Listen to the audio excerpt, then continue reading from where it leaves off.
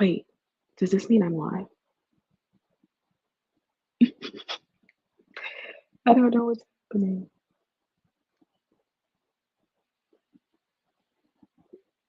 Okay, I'm very confused, and I don't know what's happening. Okay, I think I am live. I see myself. Okay. Now, what do I need to do? Because right now I'm freaking myself out just a little bit because this is my first time going live and I have no idea what I'm doing.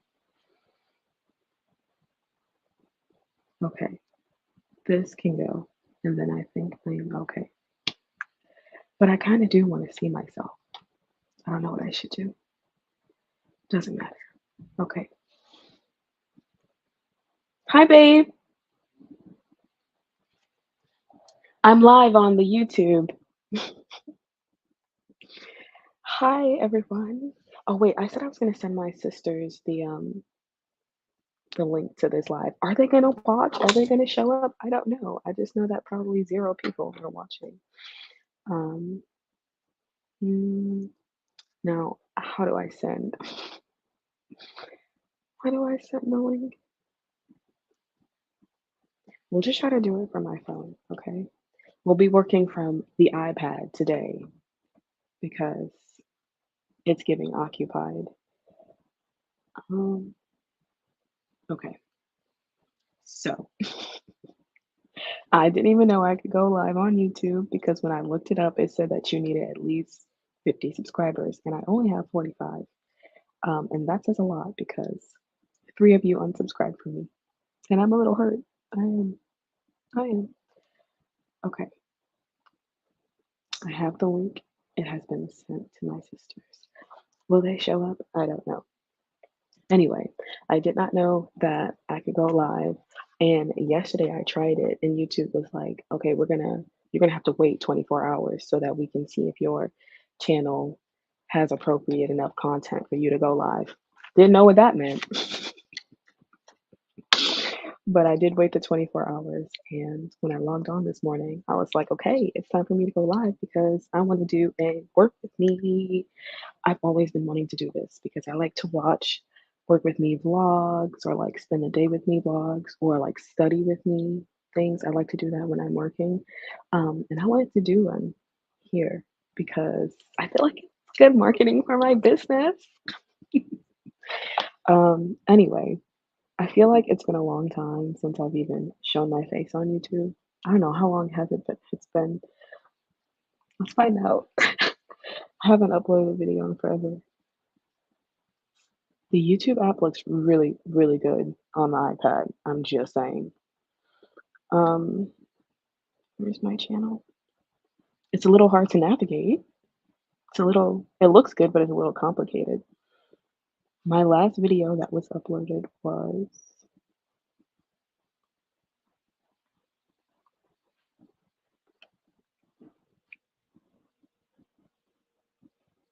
a year ago. Oh my gosh. I have not shown face on YouTube for over a year. Let me tell you, girl, a lot has changed. A lot has changed, but that's okay. One of the things that's changed is my Etsy shop.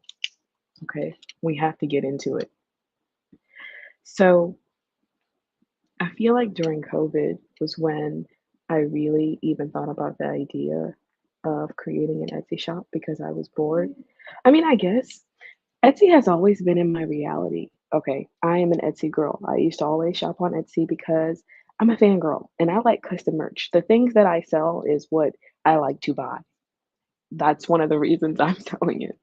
Because listen, if there's art out there that you want to experience, but you haven't experienced yet, that just means you have to make it. Anyway, Etsy has always been in my reality, and I've always been super familiar with the platform because I am an active shopper and I always have been since like, I don't even remember for a very long time, for a very, very long time. And then during COVID, um, I was really bored. And I think I was seeing some TikToks or I don't know what I was seeing, but something there was an outside influence that put the idea on me to do something on Etsy, to sell something, and I was like, "Oh, I wanna do planners and journals and all that stuff," because those are fun to make, those are cute, those help people, they help me. Um, and so I was like, "Oh, yeah, let me try this," and then I tried and it wasn't giving.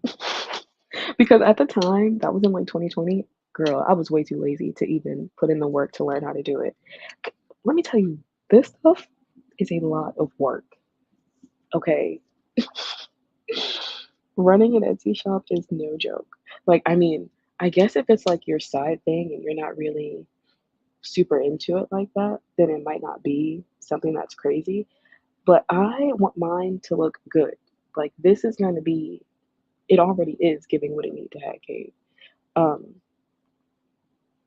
but it's hard, and I feel like now we're in a different like, back in the day when I was shopping on Etsy, it was a different climate because, like, social media was still kind of new, like, so it was different.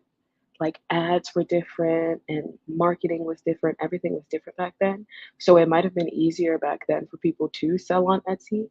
Um, I feel like there were a lot less, online consumers back in the day, and so the market was like I don't know, it was just different. But nowadays, it's different, and I feel like it's harder because I feel like if you want any kind of profit, any kind of revenue from your Etsy or any of your online businesses, you have to have an Instagram, you have to have a TikTok, you have to do some kind of email marketing, like, you have to it's like a lot, um, and then you have to know all the things, you have to know SEO stuff, you have to know about your finances and where your money is being allocated and all that other stuff. Like it's an actual business. It's online, but it's a business. And if you really want to make some money, like some real money, not just like $50 here and there. And some people do that. And that's sounds peaceful.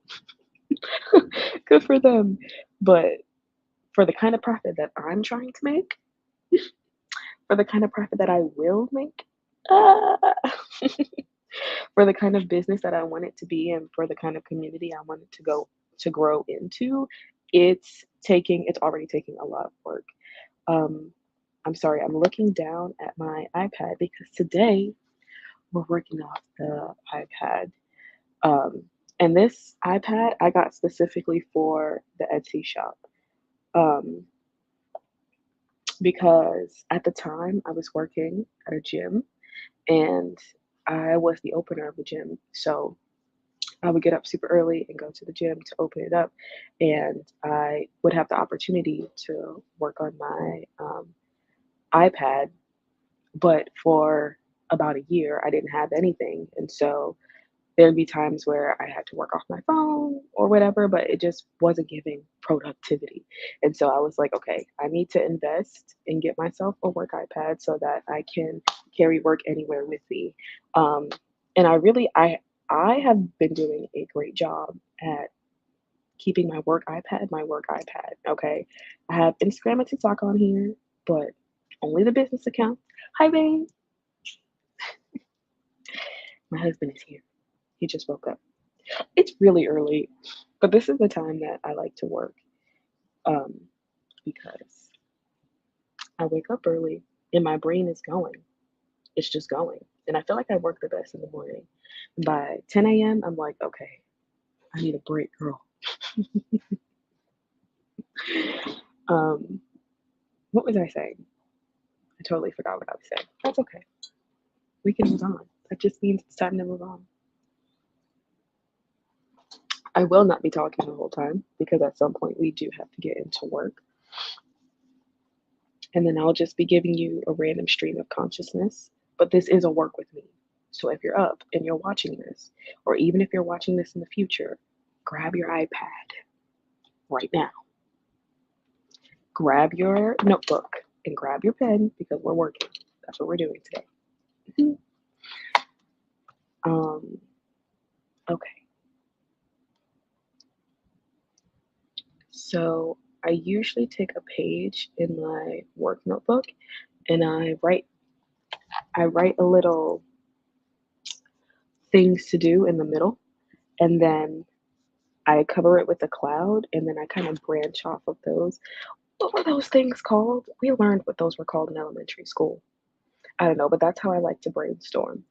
Um, and today, I'm so cute. I wrote, my first time going live. Here are the topics I want to talk about because I was nervous and I have no idea why. Like, girl, relax.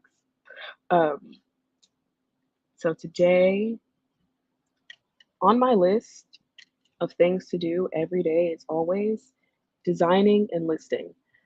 I have been watching all of the YouTube videos. I have been watching all of the Etsy coaches.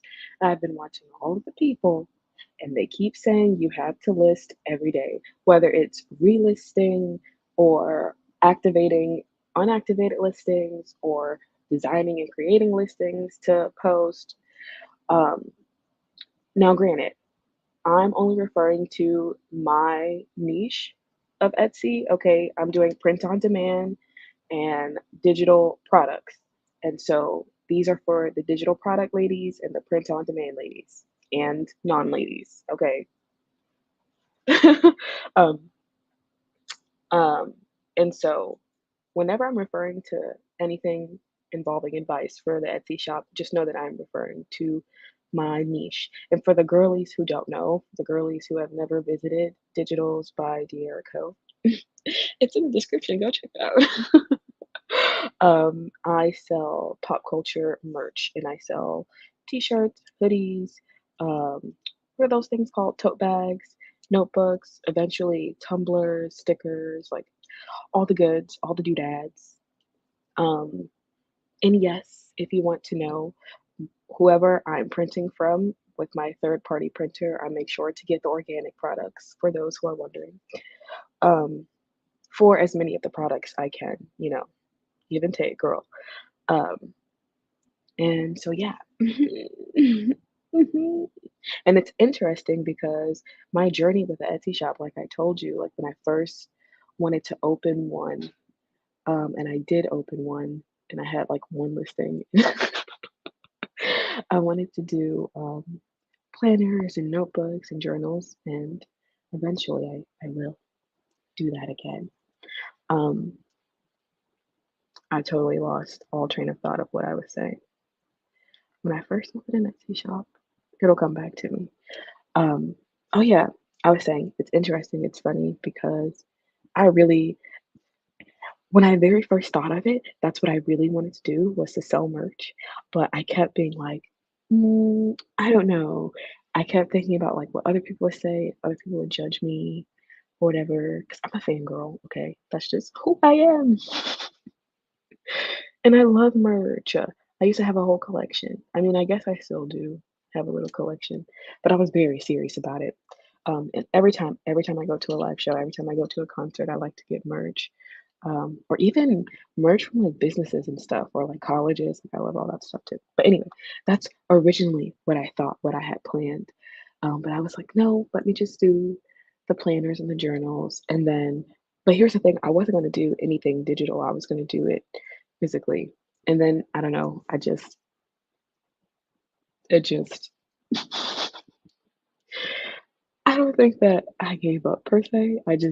I was thinking about it a lot for weeks on end, and then I just wasn't thinking about it again.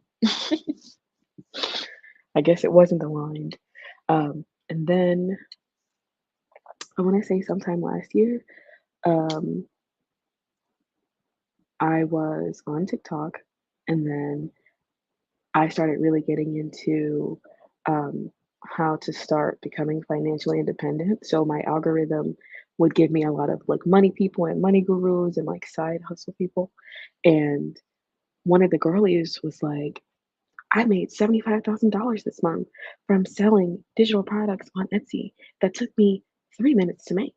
And this one item that cost $3.99 is making me $75,000 a month. And I said, wait a second, because like Loki, that's I was like, wait, that's what I wanted to do. Let's start there. And second of all, $75,000 a month, girl. Excuse me? Yes. And so, like, in that moment when I saw that TikTok, I was like, "Okay, it's time."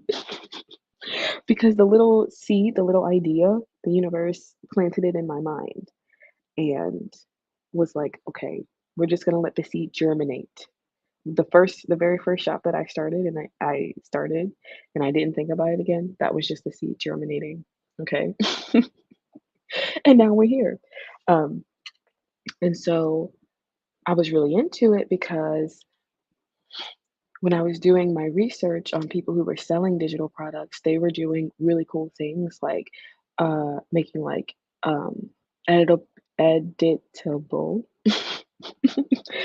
Instagram posts and planners, and like they were doing planners for like iPads and computers and printable items and social media planners or like small business planners. Um, and a lot of those were printable products, and some of them were digital products where you could use on your devices. Um, the one thing that I was really, really into were website templates. I was like, "Oh, this is cool. Definitely wanna make some website templates for people," and you could sell those at higher price points as well. So I was, like, getting really into it, and I wasn't bad at it. Like, I was creating the post. I think I started off with business cards, like doing, editable business cards, and I liked doing that stuff, and it was cute. It was a bit tedious. Making those mock-ups were so tedious. Oh my goodness. Making the actual product itself, super easy. The mock-ups, girl, it wasn't giving. But anyway, I listed those on my shop and I named my shop. I did this whole preparing for my shop was like I have a whole like Google Docs thing where I was like, this is my vision. This is my mission. And right now it's probably like 30 something pages of me like preparing for the Etsy shop. Um, and so anyway, I started Digitals by the Co. And the first things I listed were my business cards, and I had listed some like planners and stuff. And girl, no views, no stats, no nothing. Okay. And then eventually I was like testing out what to list here and there. And I remember I started getting into like the wall art niches because wall art is cool and you could create a lot. And then that's when AI really became super mainstream. And I was like, oh, I can really create some things with AI and like it could be really profitable. But like in my heart of hearts, I knew I was not going to be doing wall art. I knew it. In my head, I kept thinking, oh my goodness, I want to do merch. I want to open up a merch shop. And I would go onto Canva and whenever I'd be stuck creating any of the digital products or any of the wall art products, whenever I was stuck, I would start making like designs for t-shirts. And I am not understanding why I was so hesitant. But here we are, that's the journey, I guess. And so I want to say a few months ago, I was like, okay, let's just start trying. Um, we're gonna do the print on demand t-shirts. The trial and error was so I mean, I still am in trial and error, but in the very, very beginning, I had no idea what I was doing. I was just winging it, honey. I did not know how to do the mock-ups. I did not know which software to buy. I mean, I guess I was already kind of okay with some of the software because I've already am familiar with Everbee and eRank and all those things because of when I only had digital products. Um, but I only knew how to the digital products that I was making, I was designing my own mock-ups because they're digital products. So everything was done in Canva, put it in Etsy, boom, boom, boom. I already know which tags to use. Like I already knew all of that stuff. Um, and I think maybe what I was being hesitant was maybe because I knew that once I started a print on demand shop and I was doing pop culture merch, that I would really have to like really focus on it and really, really be diligent with posting on social media. And I know that the reviews can be a little iffy, especially when you're doing print on demand, because not everyone's going to be happy with the way that things are printed, with the way that they look, with the quality of the products. all that different stuff. Maybe that's I was subconsciously like, "Ooh, am I ready for that?" But I am. Like, it's tedious, and sometimes it's annoying, but it's happening, and I'm in the very, very, very beginning stages of my shop, and I feel like I'm already like, I love this. It's fun, it's very cute. I will say, I understand why people get assistants. Um, oh, my sister told me to check the chat. I haven't even been looking at the chat. Okay, so that means I need to go onto YouTube. The throat is getting dry, honey. How do I check the chat? Um,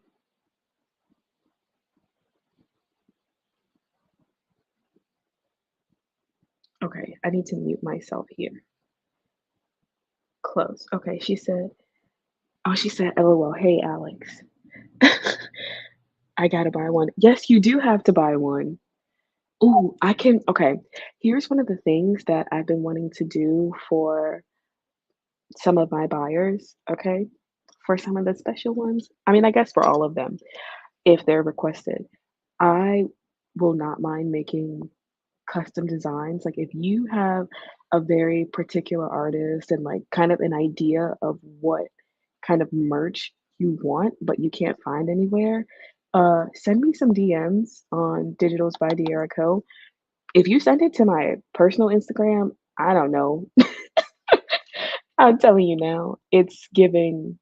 Just don't send it there. Send it to my Etsy's Instagram. Send me some requests. So, Donita, if you want Chris Brown, if you want a certain color, a certain vibe, let me know.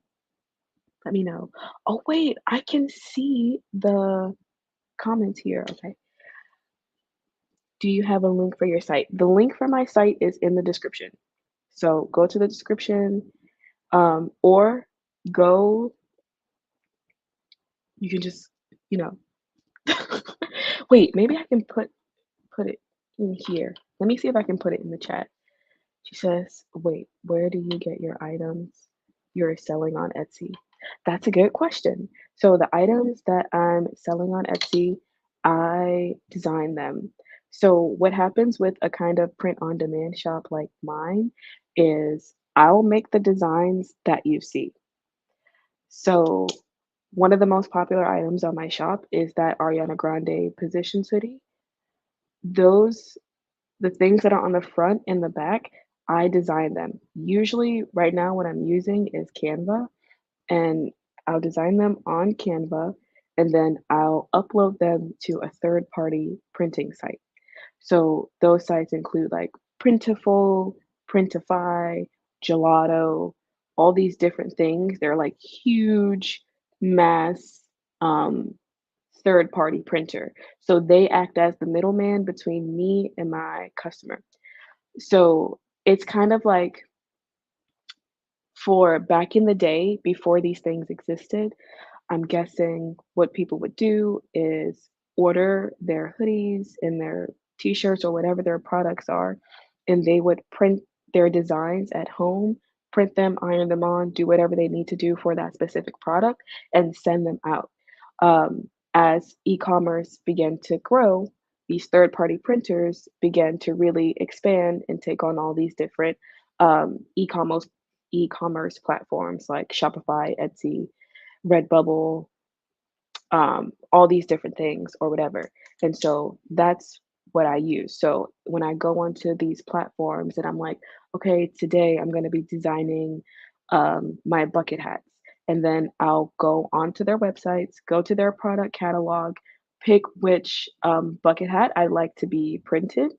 Um, Usually I like to go for the organic so we can save the planet, or the recycled ones or whatever have you. And then I'll upload my design. I'll pick the specific colors that I want.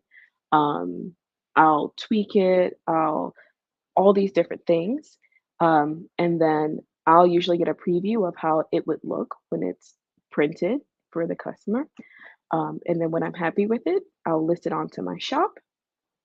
and then boom. I don't know if that explanation was complicated, but yes, that is how that's how it works. Um, so yeah, okay.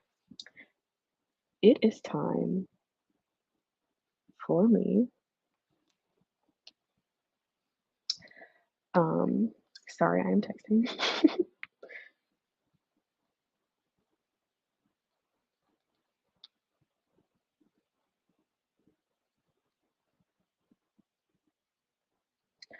Um, let's get some coconut oil and let's get some water because we're about to get into it. And you guys have to help me out because I don't know what I want to do today because since the beginning of the month, I've been really consistent with going to class, like some kind of fitness class, mostly yoga, but sometimes bar. And today is either bar or yoga. And my legs are so sore because I've been consistent with going after not going for so long. And my hamstrings, y'all, sore. And so bar is at 9:30, yoga is at 11:30. I have to make a decision. But it's already 8:17 and I like to be prepared in the studio early for bar. So it's giving yoga. I've already made my decision. It feels more like a recovery day than a let's go hard in Julie's bar class. Um, okay.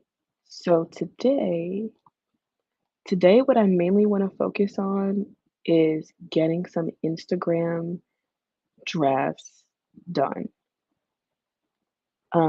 Because I find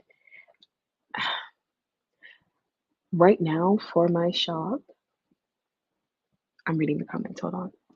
She says, OMG, so much work. I thought about getting into Etsy. Girl, I know. You should though. I think the thing is that the mindset I'm trying to keep with my shop is that I want it to feel like an art project. Like I'm trying to do the art of Etsy, the art of online business, and the art of uh growing a community space based on pop culture. I'm trying to keep that in mind because if I keep saying, for me personally, if I'm like, this is my business, I have to do it, this is my end all be all, blah, blah, blah, then it's just not going to feel so great.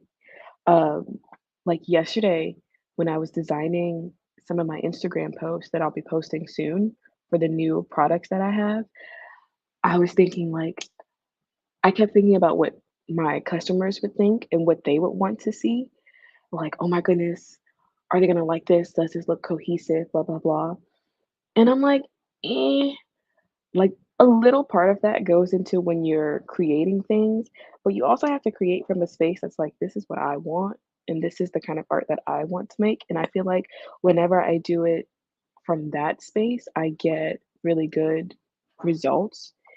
Um, and that might just be the energy that I'm putting out into the universe where I'm like, what I'm doing, I'm actually enjoying doing it, and I'm actually really liking the art that I'm making with no judgment.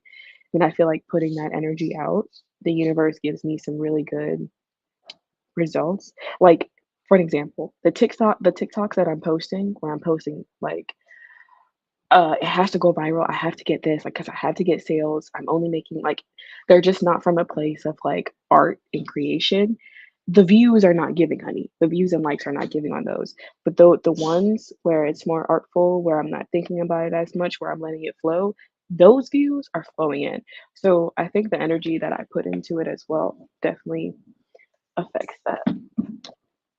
Um, ah, whew, my hamstrings are so tight. Okay. I don't think I like this angle. I'm gonna sit back the way I was. Okay. So as I was saying, today is mostly about the Instagram posts because one, they take the longest, and once they're done, once they're up, they're up. And I I feel like it's easier to kind of build and grow a TikTok community because TikTok is just different, and Instagram is tedious. But I think the key with Instagram is to just post. I'm very right now, I'm very unattached to how many followers I'm getting at what time or how many views I'm getting or how many likes I'm getting because I know that it's in the early stages and no one is really flocking to Instagram like that. But, you know, as long as I post my daily reels, which honestly I've been slacking a bit, but that's why today I'm focusing on curating those posts. As long as I post my daily reels, I should be good. It'll grow. It'll grow.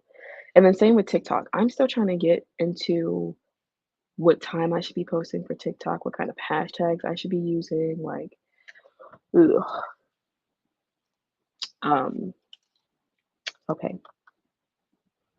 I want to show y'all some of the stuff that I did. I wonder if I could share my screen. I probably can share my screen, but I don't know if I want to do that.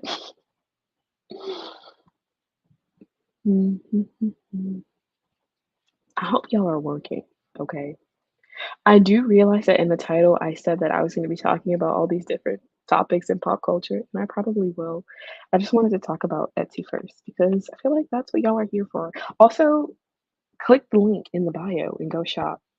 19 people have one of my hoodies in their cart. What is the holdup, y'all? I've already lowered the price, y'all. What's the holdup? What I realized though, when I clicked on my listing, I was trying to make a TikTok.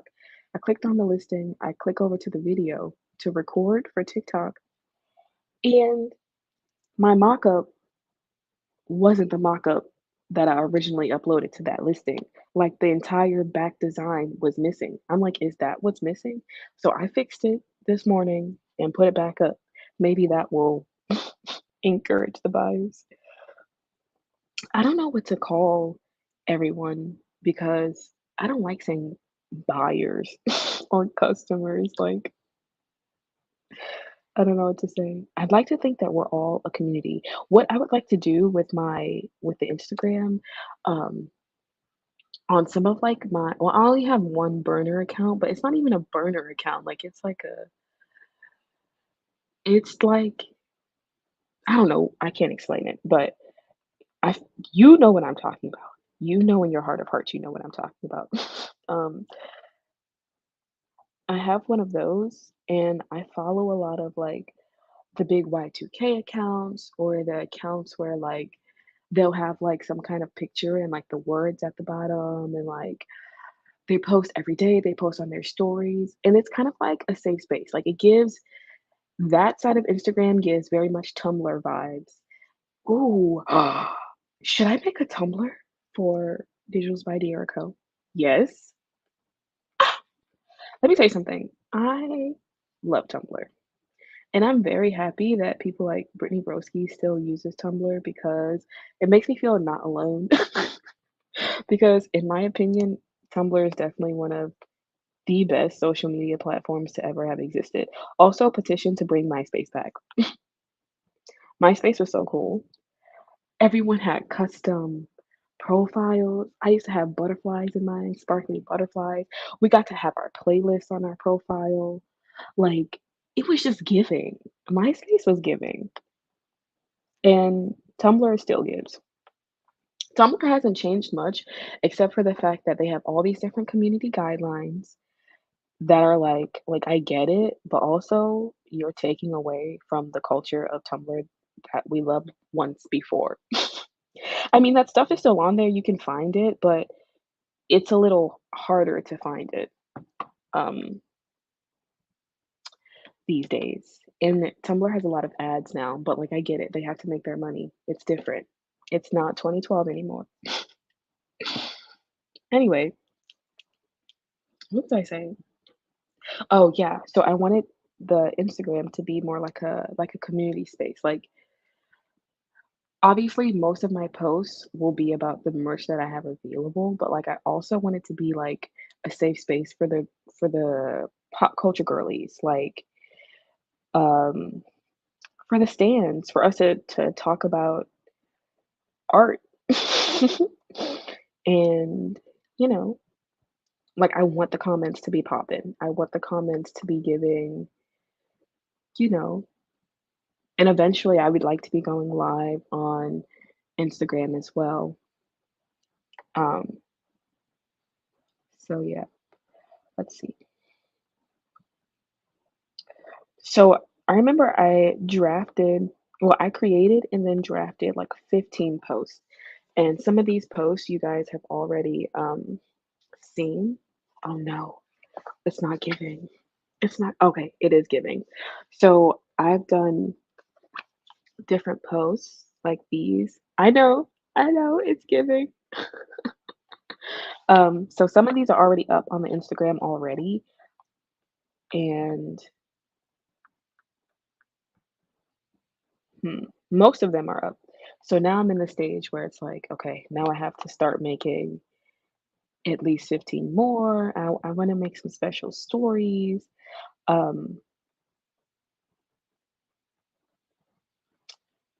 um, I'm trying to figure out how much I want to gatekeep with my shop and how much I don't want to gatekeep, you know? Like, I guess I'm not there yet because my shop is still in its beginning stages, but I don't know if I'm gonna be that girly who's gonna um,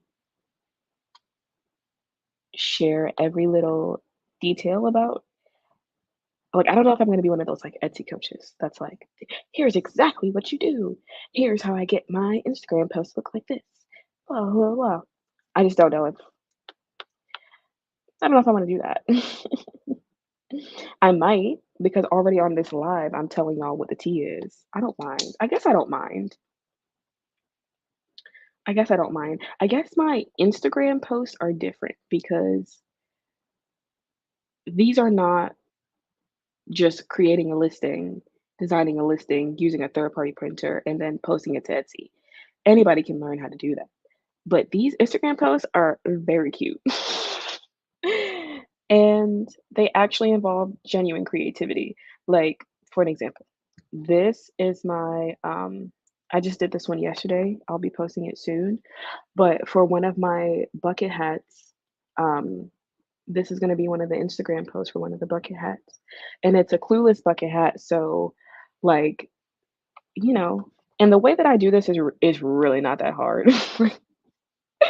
It's not that hard, but for the aesthetic to get to where it needs to be, that comes from me, honey. You can't teach that. Just kidding. And by the way, the eyes looking down, it's because I'm working from down here. And I do have pens for my iPad, but usually I just use my fingers because it still gives the same vibes.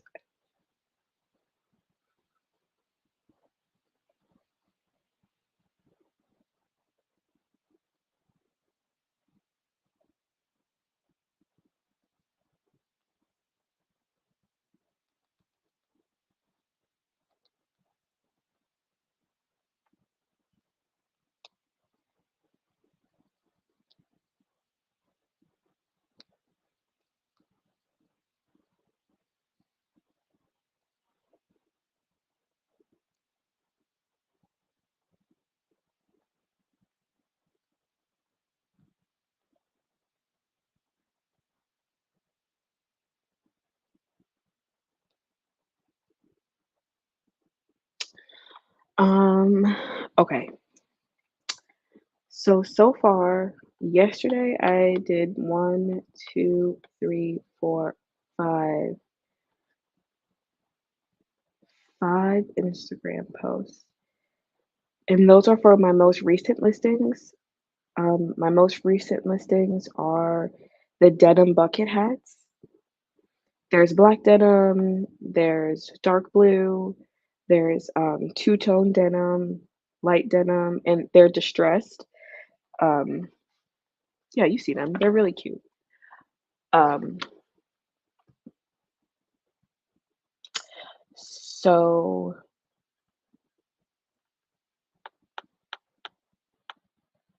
the thing is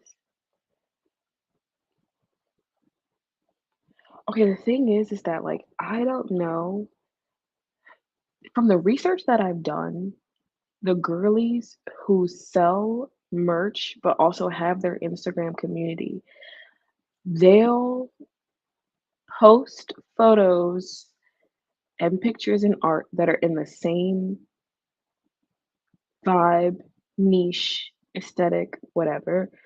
Um, they'll post those like for an example, let's say someone's selling Harry Styles merch or whatever, and their whole Instagram community, like when you go onto their page, you don't necessarily like business doesn't like jump out at you.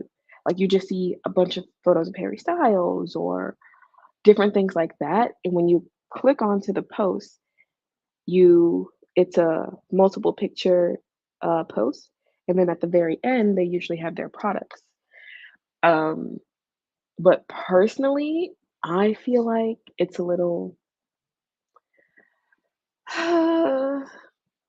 I mean, if the brand is good and the posts are good, I just feel like for me personally, as someone who likes to consume, if I'm doing that and I don't know from the beginning when I click on your page that you're going to be selling me something, it just gives a little I don't know.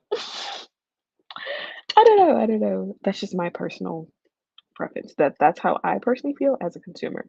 And my target buyer is me. And when I say me, I just mean a pop culture girly, but who likes merch, but that's not like I don't mind the merch that's obvious, but I like merch to have some kind of like you can wear it with anything. Like even if you don't like the artist, I want people to be like, that hoodie is hot. Like that hoodie is cute. Even if you don't like the artist, even if you don't listen to the artist. Um, I mean the point is for fans and stands to wear the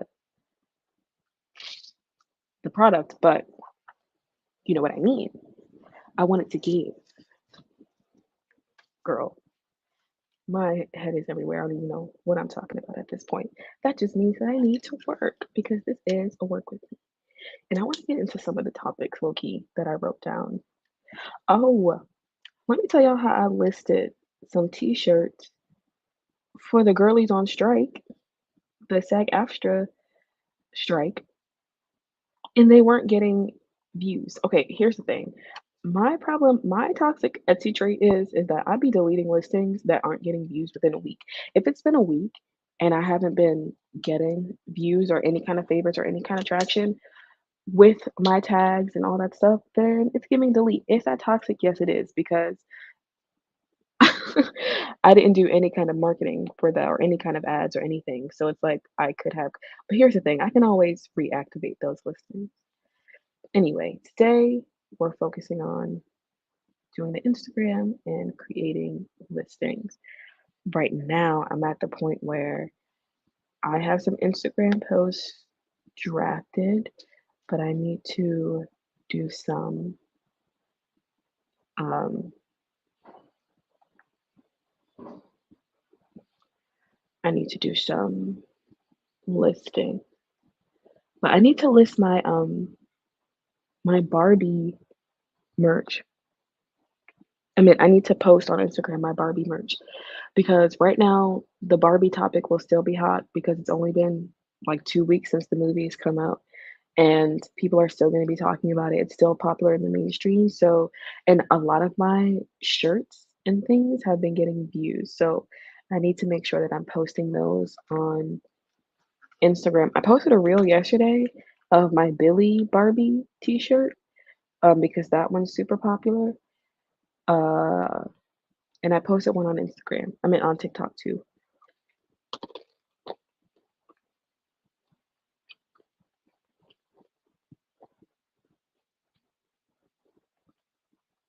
But I don't know. Sometimes I feel like mm, I don't know.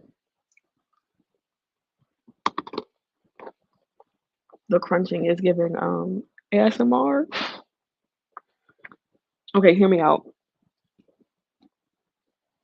Look, hi guys.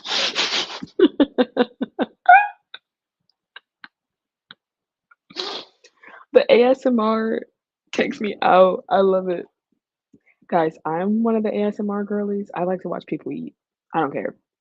There's no shame. I've never had any shame in watching the eating ASMR girlies because it ain't my fault that I like it. I don't know what to tell you. Okay, so let's get into this. And while we get into it, let's talk about the strike because I was getting onto that. Let's talk about how I've really been trying to be diligent with not streaming and try like the last movie I saw was Barbie. I really wanted to see Oppenheimer. I really did. But I just feel like it's giving cognitive dissonance because if I stand in solidarity with the writers and actors, then I can't be going out watching all these, spending my money so that they don't get it. Whoever else gets it. Um, I stand in solidarity because I'm a film and TV girly and they need to be taken care of. Period. Like not being able to have health insurance is wild. And so I've been trying to be diligent with not streaming, but listen, I have been streaming Gossip Girl because it's my comfort show. Like it's good. I don't know what to tell you. It's so good. There hasn't been a show that's been better. I'm sorry. New Girl is also comfort show, but I haven't been watching New Girl because I saw Winston out there um with his what do you call these things? Is that a pig? No. Whatever. He's striking. So I'm like, oh, they're not even giving Winston his coin. Oh no. Then I can't be watching New Girl until the strike is over, until they get what they deserve. And so anything that I've been watching have been like reality based, but I haven't been watching much reality TV. Like I keep rewatching all of my old shows that I like. I really love um, the real estate reality shows on Netflix. Selling Sunset, Selling the OC, Selling Tampa. Let me tell you, those shows eat. Um, I haven't even been watching those because they need to come out with new seasons. Is it cake? Love that. But other than that, anything that's like uh, any kind of fiction or dramatic entertainment like has been something foreign or Gossip Girl, or I just haven't watched. Okay, I'm not about to hold you. I did watch Big Mouth. Okay. I'm trying. I'm trying. I'm trying. Okay. I don't want to have cognitive dissonance, but like I do stand with them. I do. We have to take care of these people. Like people don't understand how, you know what, they will. They will understand eventually.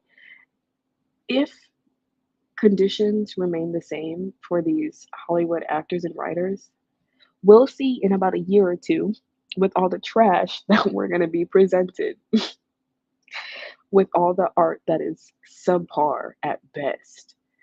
We're going to be like, we must pay these actors and writers so that we can get quality entertainment again.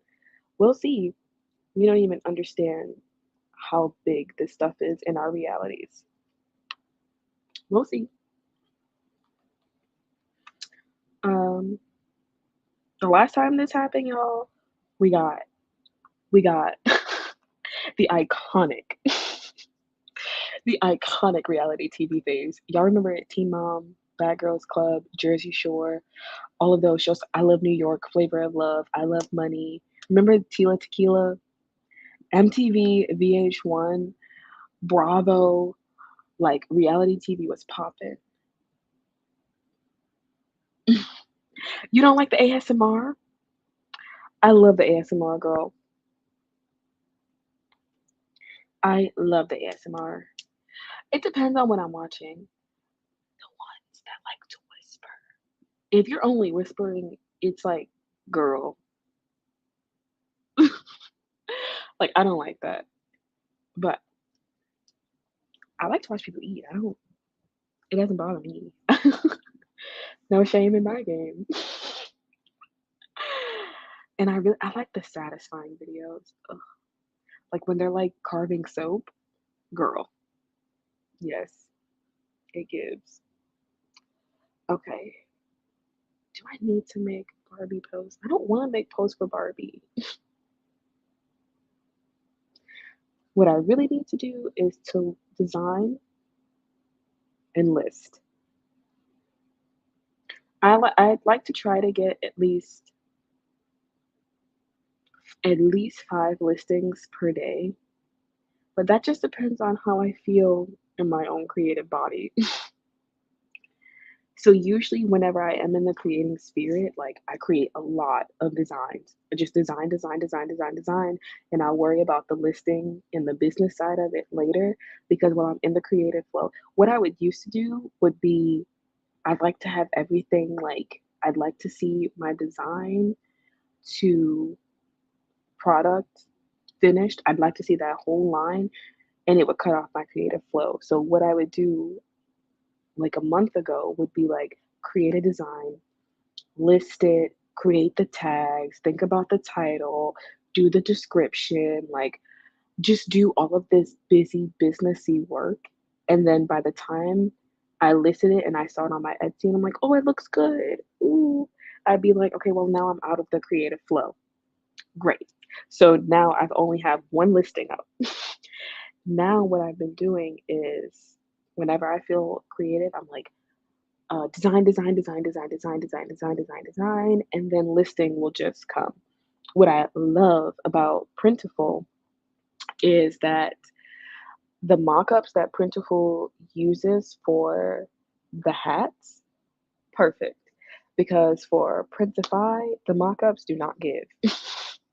And so I have to go over to Place It and do all of my mock-ups on Place It. And then I have to take them down to the right size, and then I have to add them to the listing. And like it's easy, it's not hard to do, but it's just tedious because I like to have the same model, the same kind of vibe as the rest of my shop. I need to make sure like it's a whole thing.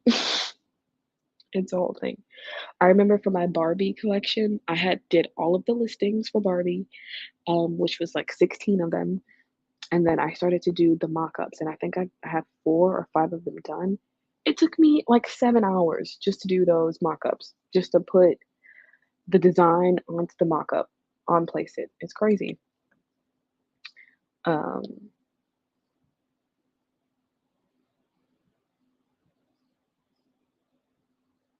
so yeah. Mhm. I understand why people hire assistants.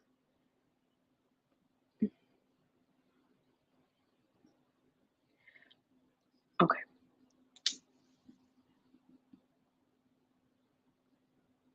I'm trying to figure out if I want to start with Instagram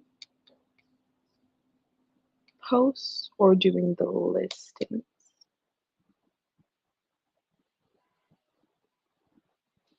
because with no listings, there's no posts.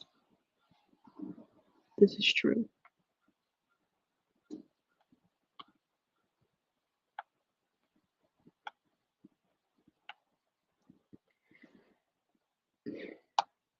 So yeah, guys, the strike is actually crazy.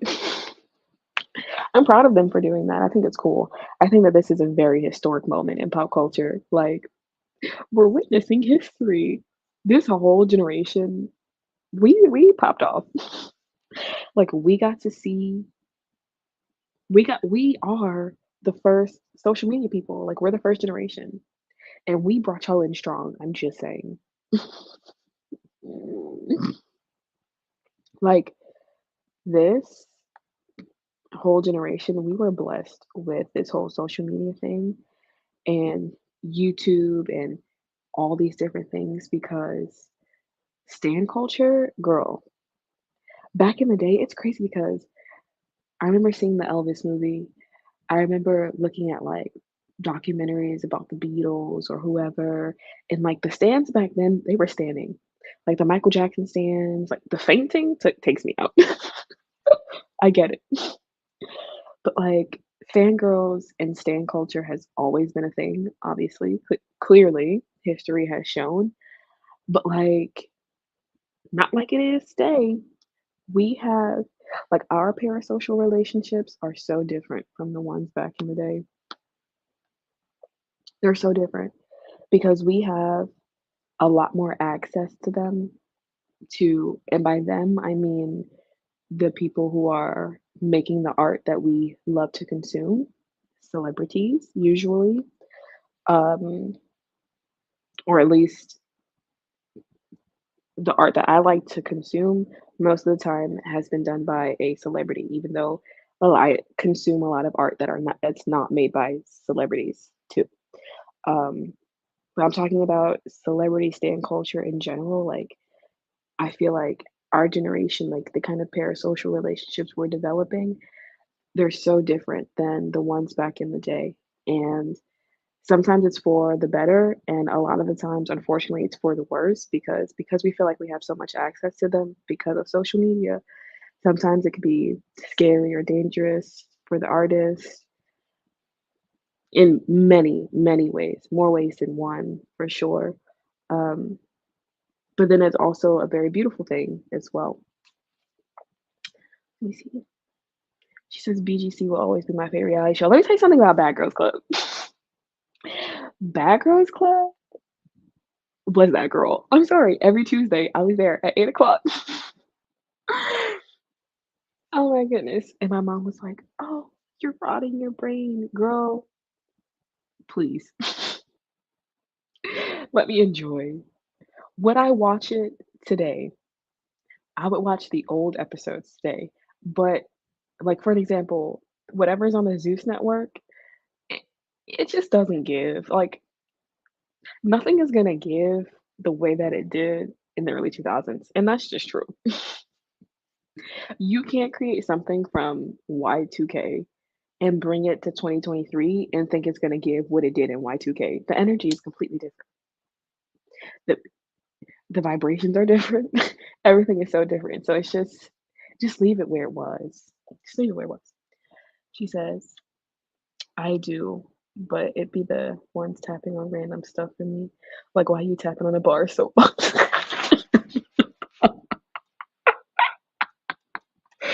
they really do be tapping on the most random things. They literally be like,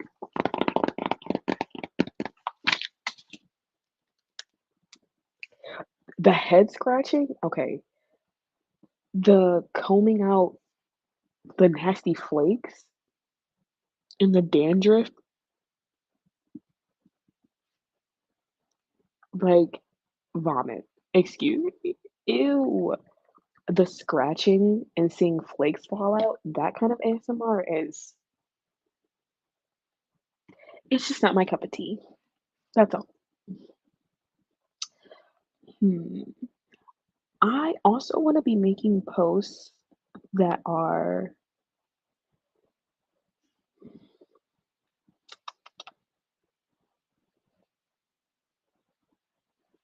I don't know. Right now, I don't even be knowing what to design, like, I feel like, I have the hats, the denim hats, I really like them. I wanna design a jacket, like a jean jacket or something.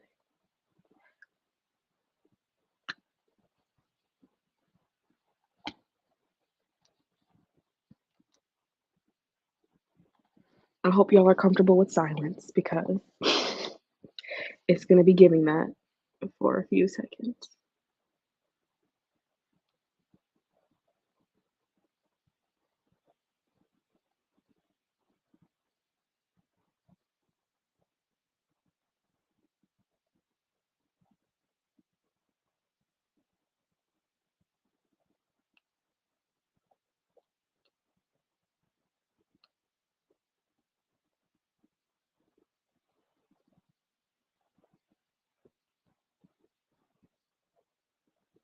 Oh, hi, Emily.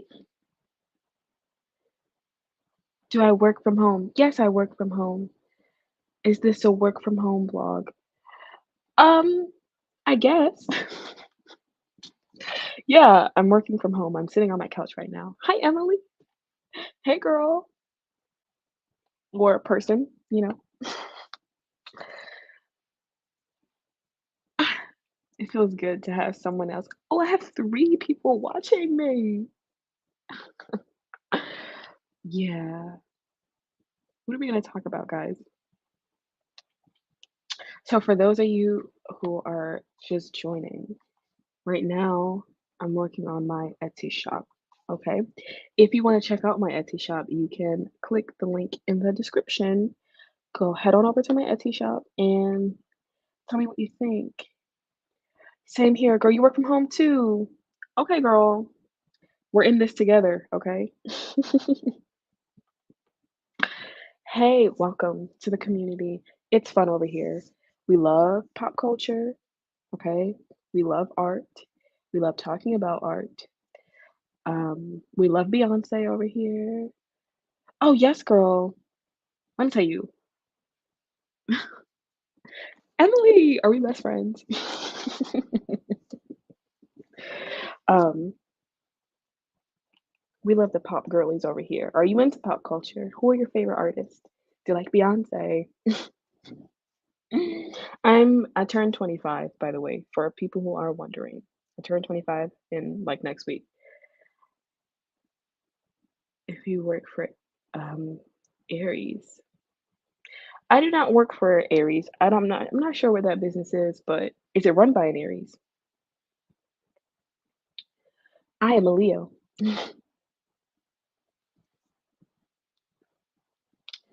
I apologize for my texting, but this is work. This is business. Some of my business is done on my phone.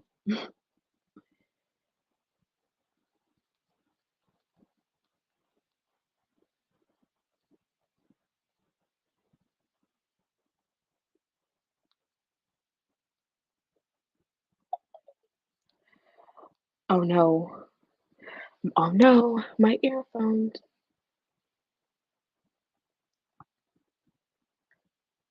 Oh my goodness, girl. Beyonce has been looking very, very, very good. Okay. Her outfits for this tour, Emily, have been chef's kiss. I get so excited for her to post on her Instagram every day. You know, she be doing the daily post every day. Um, oh, Arise. Oh, girl, no, I don't know what Arise is. I'm not sure what that is, but I'd like to know. Maybe this will work then. Right now, I'm plugging up my earphones because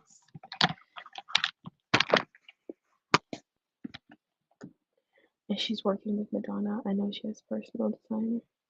Yes, yeah, yeah. Beyonce, she's a fashion girly. And this is one of the things that people like, I feel like don't the fans know, but I feel like other people don't know. She really is a fashion girly. Like, she's just one of those girls.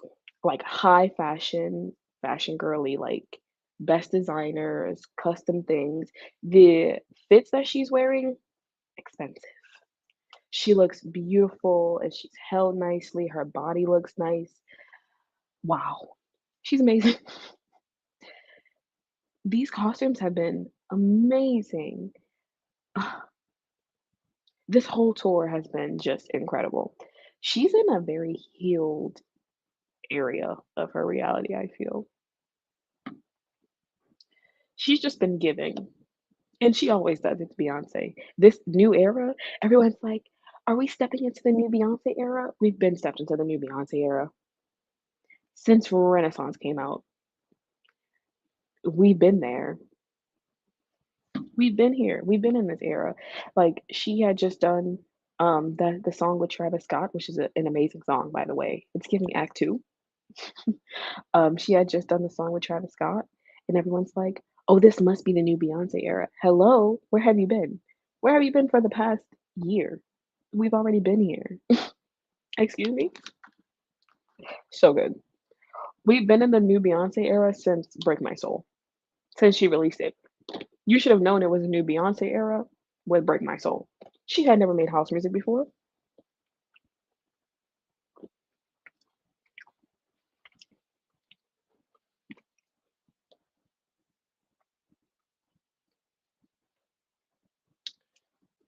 I'm sorry, it's giving fruit flies because I have a lot of fruit. This is a kiwi.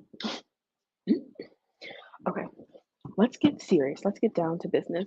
I love how it's like, this is a work with me. And it's giving, we barely done anything yet, girl.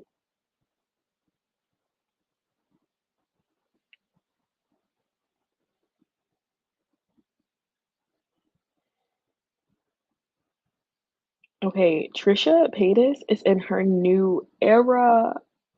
Arises a work at home platform, no resume experience, just signing with Arise. Eh,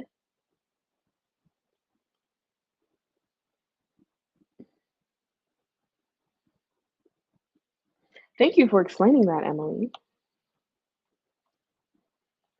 Thank you. And I'm looking down. I'm going to say this again. I'm looking down because I'm looking at my iPad. We're working from my iPad. Yes, this is Trisha Paytas. That's why I brought her up 2 seconds ago. She's in her new era. What the girlies don't know, what the younger girlies don't know, is that Trisha Paytas has been in this game for a very, very long time. I have been watching Trisha Paytas for a very, very, very long time. Well over a decade, I have been watching Trisha Paytas, and a lot of these people actually. And I feel like she's gone through a few different primes. Definitely when she first hit the scene, and for a long time, for like a long stretch, I feel. But one of her primes was probably, I don't know. I feel sometimes I can be biased when I talk about a YouTuber's prime or an artist's prime because just because I was consuming them doesn't mean that they were necessarily in their prime. But right now, she's definitely in one of them. She was slacking off for a little bit, and I was still following her because I'm just a genuine fan and I always have been. But she kind of did fall off for a little bit. She was going through a few different things and through different projects. Of course, she got married, she had her baby. Oh my goodness. Oh, I love this for Trish. I love this for Trish. I think the one thing that attracts everyone to Trish is that this, she's just so, she's awesome. I don't know.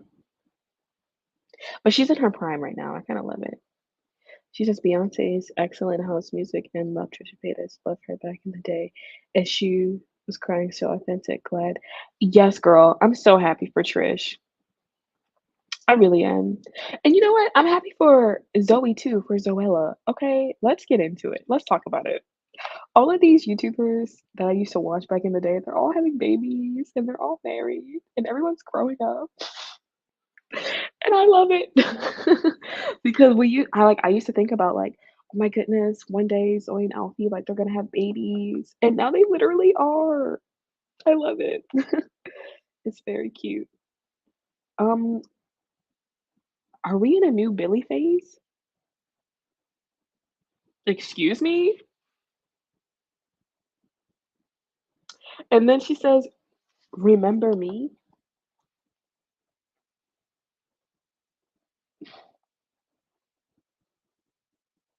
Hello?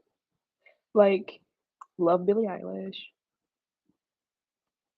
I felt like I was resisting my fanship. Fanship. I was resisting my love for Billie Eilish for a while. I don't know why, but I've never seen a YouTube cry her heart out like Trisha. Yes, girl. Actually, you're right. Now that I think about it, a lot of the YouTubers that I watch, like, I used to be so into it though. That used to be my only like mode of entertainment. I used to pull all-nighters on Tumblr and YouTube. Literally would wake up and for 24 hours be on YouTube. And sometimes I would go through those, "Can't believe Colleen back." Oh my gosh, the Colleen stuff, it takes me out because it's like, first of all, I love this whole YouTube drama era because Dramageddon was a thing back in the day, and, like, there was a lot of drama between, like, the beauty community and, like, YouTube got messy, and it was very entertaining for some time. And then it stopped because, like, that wasn't a thing anymore, but now YouTube drama has definitely been a really big thing, and this Colleen thing is actually wild. And it's crazy because I've always been a fan of Miranda Sings. I loved Miranda Sings. I used to watch Miranda Sings when I was very young. Way back in the day from, like, the time I used to watch her and Joey Graceffa. I didn't really watch, oh my god, literally Glow Cell. Yes, girl. I used to watch all of this stuff, um, religiously. Love Miranda Sings. I didn't really watch Colleen's stuff, but I always watched her being Miranda.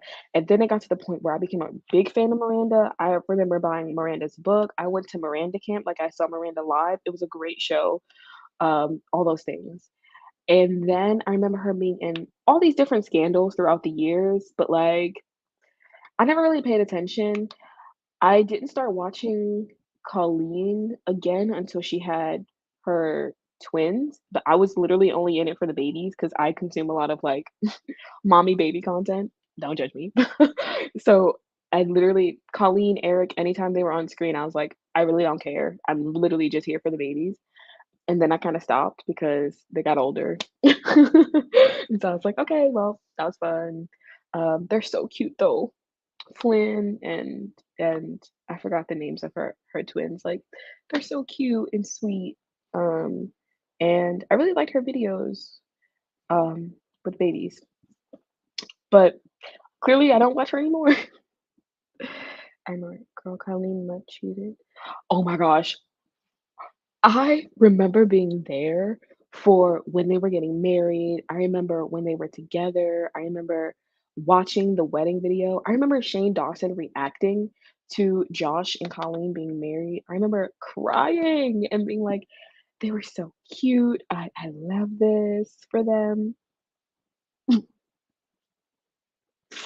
Yikes. I will say though, Haters Back Off is a great show. It's so good. I don't care what anybody says. Haters Back Off is an amazing piece of art. I don't know who wrote it, but it's good. I like it, and I like Miranda as a character. I do, she's cool. Colleen totally just her husband. I missed the marriage part, but OMG, I love Shane too. Oh, girl, I Shane Dawson is like, I don't know. No comment. Who is Onision? Who is that?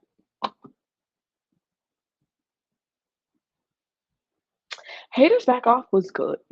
As someone who like I'm like one of those people where it's like sometimes you really can separate the art from the artist, and Haters Back Off is a great show, and Miranda is a great character. Is it a little weird? Of course, because Miranda is weird. Is it sometimes off-putting and cringy? Yes, but that's how Miranda is. It's really good. For I feel like they had a goal in mind and they totally completed that goal. I can't wait for this YouTuber to give me a niece or nephew. Um, maybe in 5 years. Maybe in 5 years. You can get a doggy niece or a doggy nephew or a kitty niece. Maybe a fish. By the way, you guys follow my Instagram and TikTok, please. Um, I think I also need to there's so much stuff I need to do. Honestly, guys, I like going live. I do. And Do I know that I'm not talking to many people right now? Yes, but that's okay. I get why people do this. Um,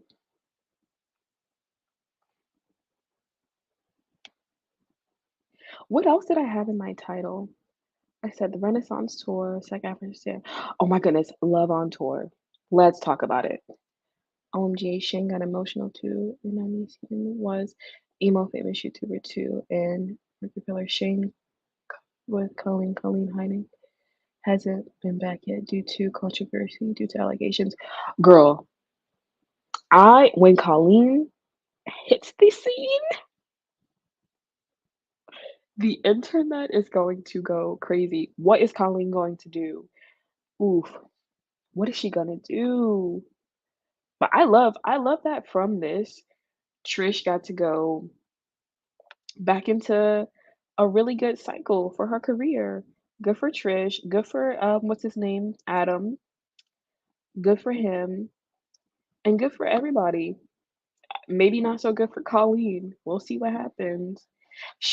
Colleen is just making it worse on herself with all these lawsuits and girl, the apology video, girl. Like, I'm not sure what's going on here, but it's like, girl, you know better. Come on now.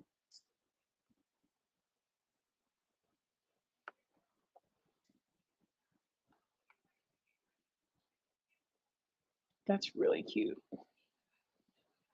I'm looking down at my iPad, guys, because I am working. I never really watched any of the emo YouTubers. I was really into ranters back in the day. Like, I really loved Kingsley. I loved Luan Legacy. I loved all these different people who would just rant.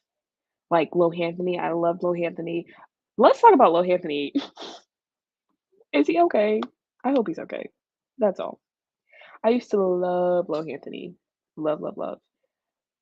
Um, I would love to just travel back in time to like 2010 for one day and just go through my who I'm subscribed to. Those were the days. That was a high point. 2012 YouTube was everything. Oh my goodness, that's when I got into the girlies like Bethany Moda, Tila Dunn, um, Mac Barbie '07. Was that her name? At the time too, I was into Ingrid. I was into O2L. I loved the collab channels. The collab channels were everything back in the day. 2012, that was a time. You guys know I have channels, right? What a time. I have a kiwi here. I want to eat my kiwi.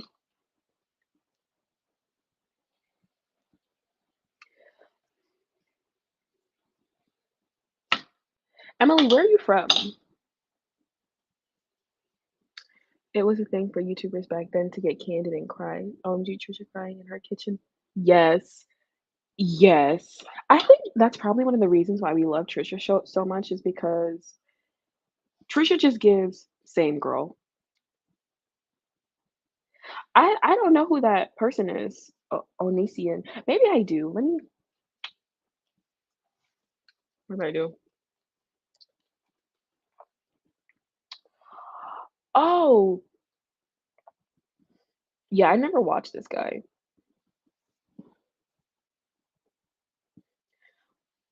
California.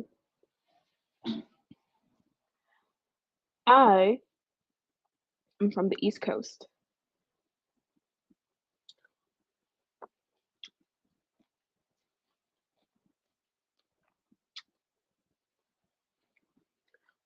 Hi, babe.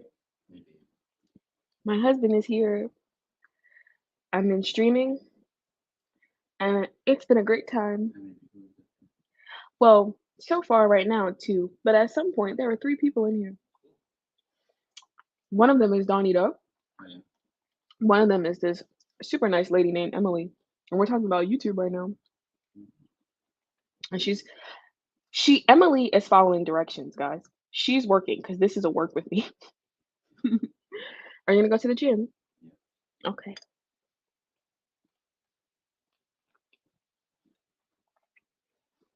I love you.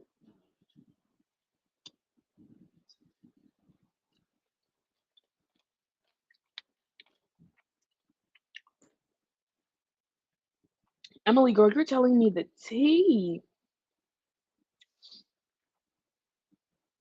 I wasn't on this side of YouTube.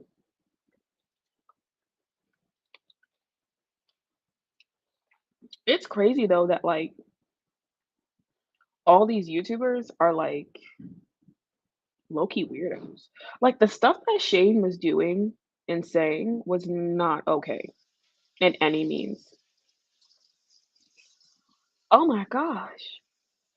Oh, Love on Tour. I wanted to talk about Love on Tour because I didn't go.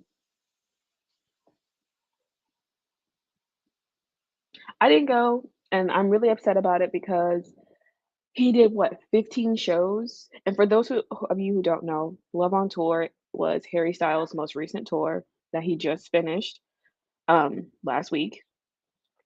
And it went on for I don't know how long, maybe a year, 2 years. I'm not sure how long it went on for, but I just know that he had done 15 shows in New York City, and he did like 15 shows in Texas or wherever. And I remember looking at these dates and being like, is he not? What I'm not sure why his team was doing that, but I was like, okay, maybe we can go to New York because it's not that far. It's only 3 hours. That's fine. Like I've traveled for many.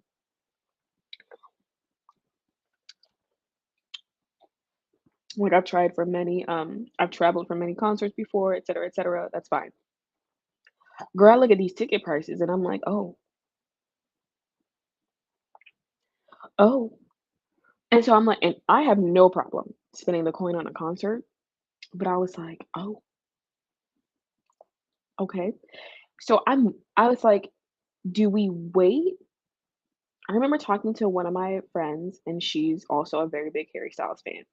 And I remember we were like, do we just wait until he comes out with more dates where he's actually like touring different parts of the country and not doing like a small little residency in the same venue for 2 weeks straight?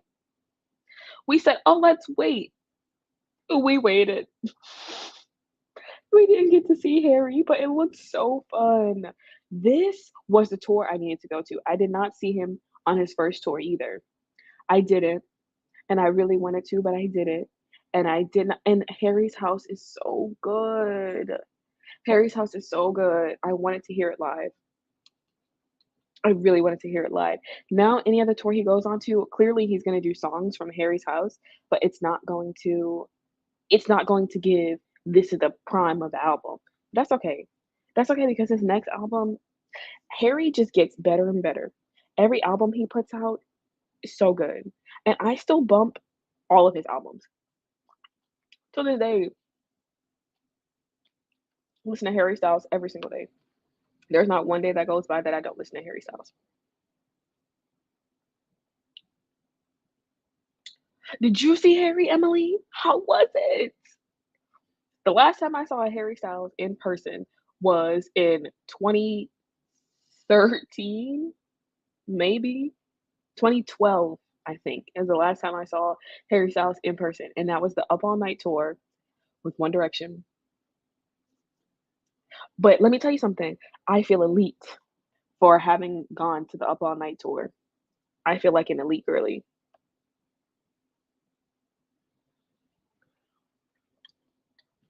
Johnny, though, for some reason, I think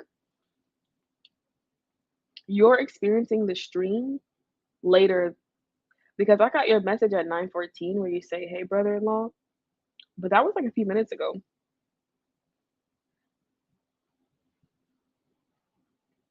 But that's okay. So yeah, anyway, with my shop, I feel like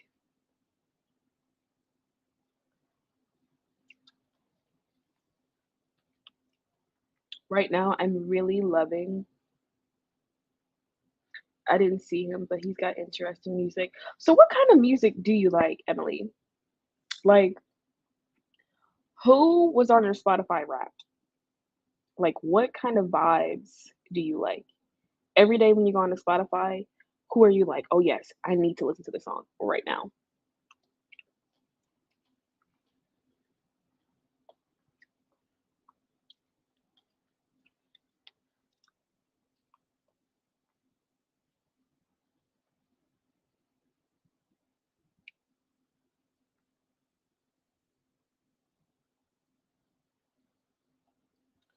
Um, I think I'm in the mood for designing.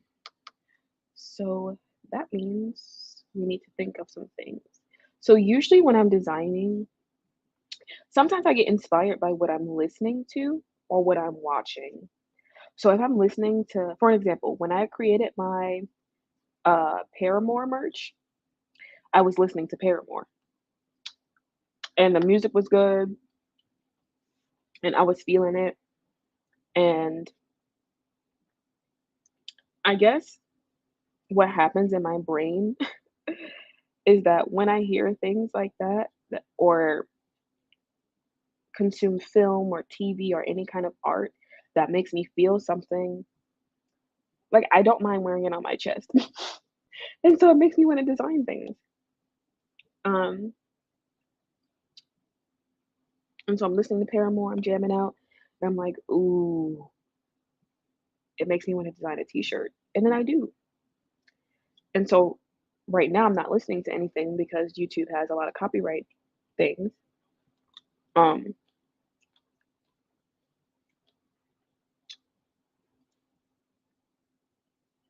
but that's okay because recently I've been watching Gossip Girl, and this is probably I've watched Gossip Girl every single year since 2016, sometimes twice a year. Mm, so I don't know how many times that is, but it's been a few times. And there have been times where I remember I've started it and I ended at like season 3 because I just didn't want to continue. So I've probably done that a few times too. I've watched it a lot of times. And I've watched a lot of the interviews from back in that day. I've like of the cast members. I've listened to Jessica Zore's Zore's? The girl who plays Vanessa. I oh, what did you do? Can you drop the Etsy link? I've been pretty busy with work, so I've been listening to Beyoncé, Rihanna, and Coldplay. I like your taste, Emily. Love Beyoncé, Rihanna, and Coldplay. I am a huge Beehive like stan. Emily, let me know what you think. Let me know what you think. Right now, right now, my most popular item is the Ariana Grande Positions hoodie. 19 people have it in their cart. 19. So I would like to encourage them to buy because it'll make their lives better. It just will. Retail therapy. Come on now. They'll look cute. It's giving fashion. They get to represent Ariana. I understand that right now being an Ari stan is giving we may have to hide ourselves for a little bit because she hasn't been doing so well in the social media space because everyone's in her business about her personal relationship and they don't know anything about anything. So they're assuming. And so the Ari stans just have to be quiet. And we do a really good job at remaining quiet and minding our business. Thank you, Emily, for looking. And so, yeah, so right now I've been watching a lot of Gossip Girl and I'm super inspired to make merch. I remember the very first time I saw Gossip Girl, I was probably maybe 2 or 3 seasons in, and that's when I first, like I was like, "Oh my god, Chuck Bass is the best character ever. I love Chuck Bass." And so I remember, looking for Gossip Girl merch, and so I guess I'm designing for people who, are literally just like me, like, who just love the merch. They just love merch. They love it. Um And so when they're really into something, they take their time to look for the merch.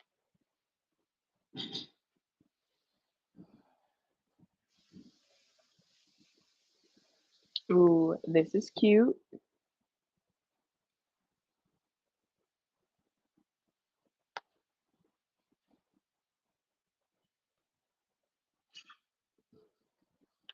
XOXL. Ooh, it's really good.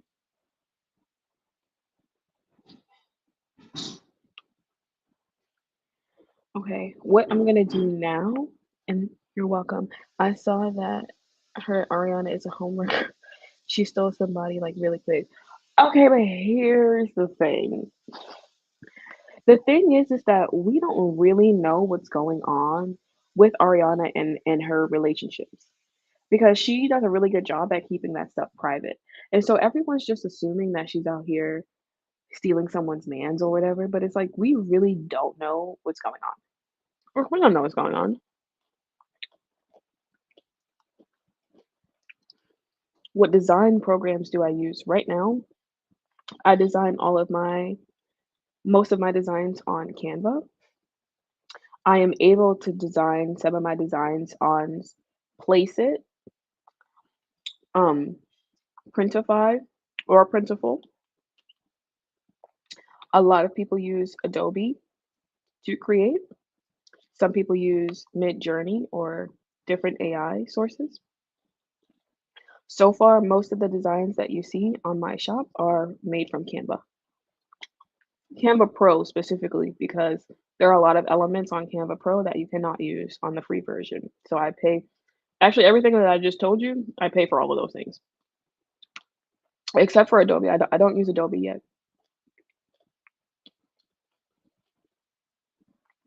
Goodbye, Donita. I love you. Um, so yeah, thank you for asking, Emily.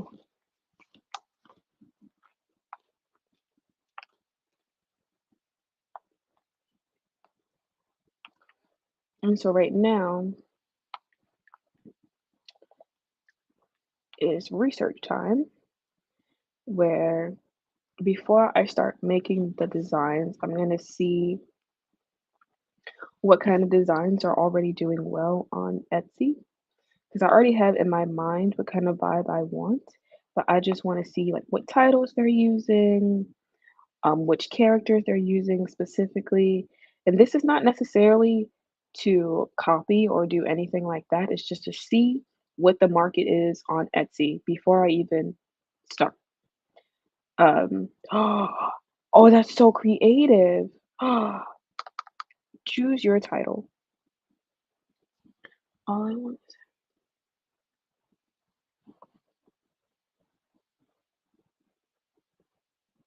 oh, these are old Gossip Girl books.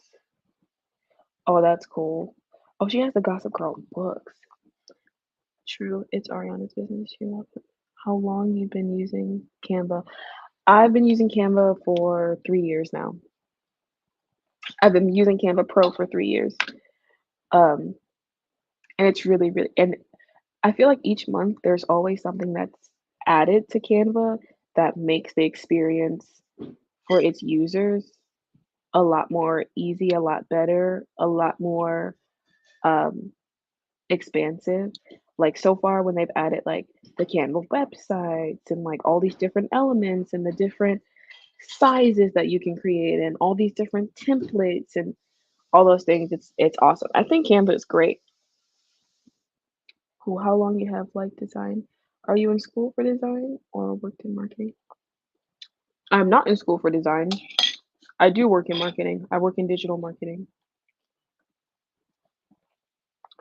How long have I liked it? Um,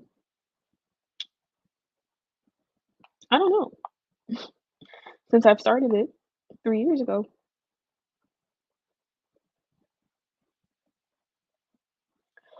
So the stuff that I'm seeing on Etsy is kind of,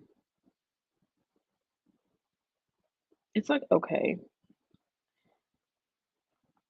Now the goal when I design merch, like, for things like, for example, Gossip Girl, the thing that will really drive the sales is really the social media marketing. And the way to do that is to make sure so you have to prepare for social media marketing like weeks before you actually um, post. So if I know that eventually I will be creating Gossip Girl merch, which I knew as soon as decided to do the merch shop, I had already when I made my Instagram for Digitals by De'Ara Co, I had already begun to put in my TikTok algorithm Gossip Girl things so that when I do post my Gossip Girl post to promote the product on TikTok, TikTok will take that and be like, okay, she already is giving Gossip Girl vibes. It'll go out to all the people who has Gossip Girl on their For You page, et cetera, et cetera. Um, so that's good. So a lot of the sales will come from social media, I feel. Usually whenever I see viral Gossip Girl posts, I know that it's going out to usually the Gossip Girl fans or Y2K TV fans or people who like to have nostalgic things on their For You page. So I've been making sure to do that too and adding those hashtags as well. Um, Anytime I've seen any of those viral TikToks, they usually have about like anywhere between like 15,000 likes and probably like 60,000 likes because it's super niche and very specific, and Gossip Girl isn't necessarily, uh like, it's a subcategory in being mainstream in pop culture, and so that means that they usually probably get a few 100,000 views, but that's perfect. If 15,000 people at minimum could see one of my viral, TikToks with my product for, like, Gossip Girl merch, that would be awesome because 'cause I'd probably get a few hundred sales from that. Um, okay. So usually my process goes research and then design. Also looking at other art like makes like it helps it helps the process, at least for me. And then not I don't only look at what's popular on the Etsy marketplace. I also like to look at Redbubble because Redbubble has a lot of the merch.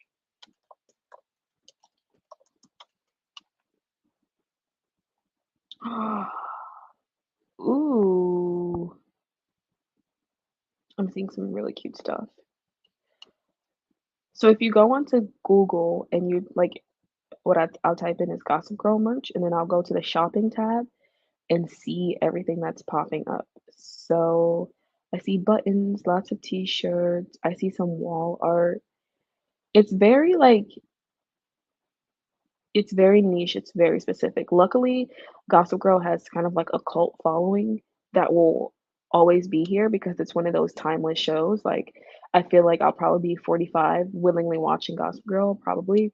It's one of the best things about it is that it's a really good comfort show. OMG, yes, Redbubble is really, really great for tea. Yes, girl, Redbubble is that girl, I will say.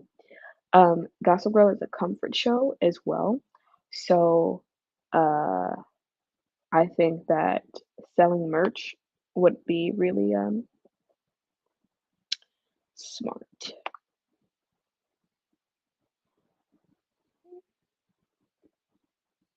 But none of these designs really give, so I need to think about what kind of vibe I would like to give.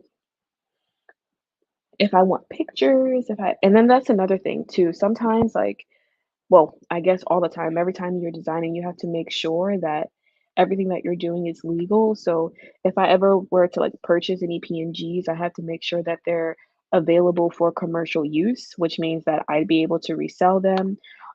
I have to make sure that the things that like I'm designing, I need to make sure that they're okay with like Etsy's legal team, other people's legal teams, like um,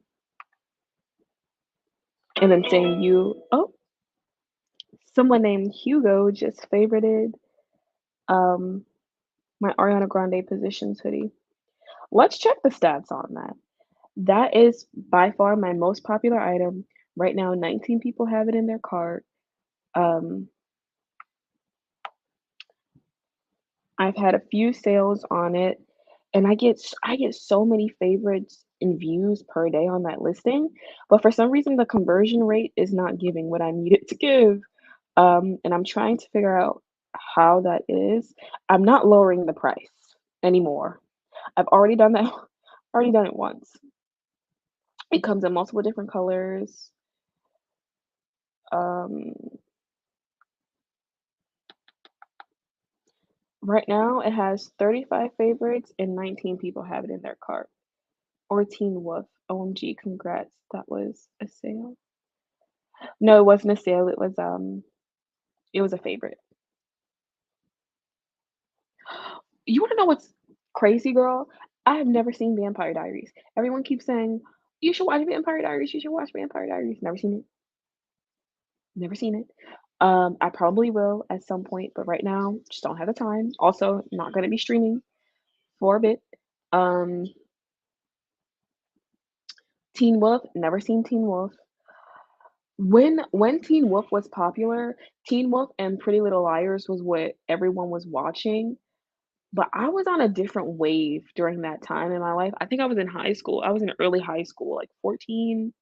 I was in ninth grade or something, and I think I wasn't into it because everyone else was into it, and I tried to watch Pretty Little Liars, and I was like, "Girl, I can't." You know what I was into? I was more into stuff like The Secret Life of the American Teenager, Switched at Birth. Like, I was into those, like, ABC shows. I was really into those at that time, and not so much the MTV shows. I thought they were kinda weird. What else was I into at that time? I was such a fangirl at that time, like, I would all of my media that I was consuming was coming from the internet, not the TV. Um, so yeah. But people need to buy this hoodie, girl, like, what's the holdup? I'm happy that people have it in their carts. I really am. And what this is telling me, because on my shop, the things that get the most traction are my Ariana Grande items, and I love Ariana Grande. Sweet OMG, I've seen OMG. You watch Lifetime? Oh yeah, were those on Lifetime or were those on ABC? I'm surprised how many young people love Lifetime shows. Yeah, they might have been on Life. I love Lifetime, girl. Bye, babe. I love you. See you, babe. Ouchies. Be safe. It looks kind of rainy.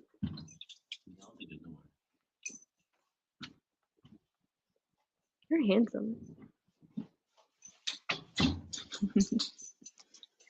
Um, another thing that like I'm up for making custom merch when people DM me about different things that they might want.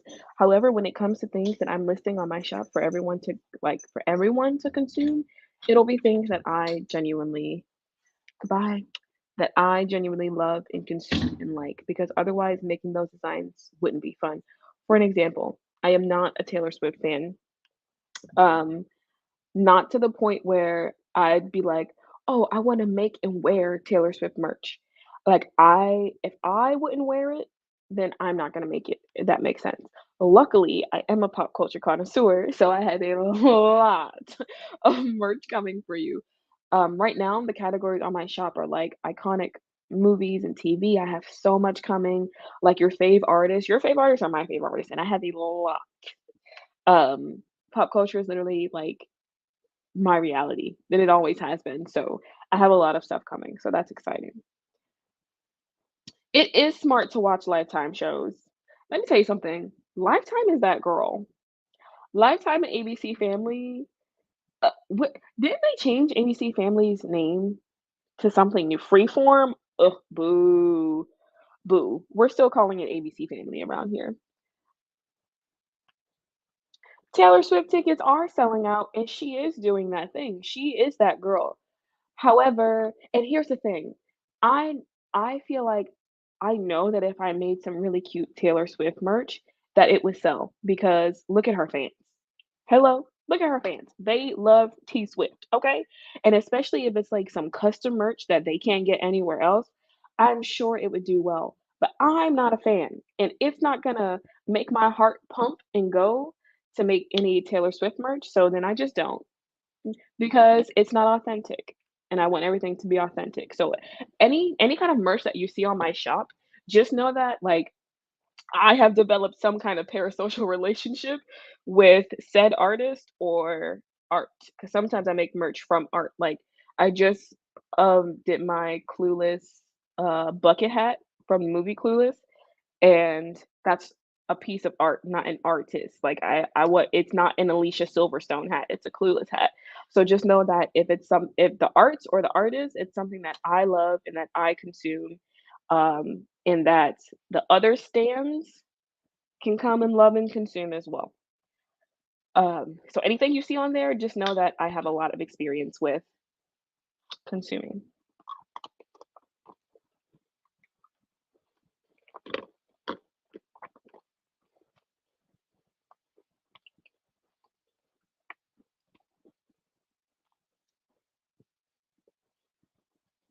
I really wanted to go to Love on Tour. I'm really excited about it. I'd be creeped out, but Lifetime makes me feel like I'm in a classroom. Girl, I watched a spider. Oh my goodness, girl, these Lifetime movies be wild. Wild. The most wildest things you can think of are on these Lifetime movies. It's crazy.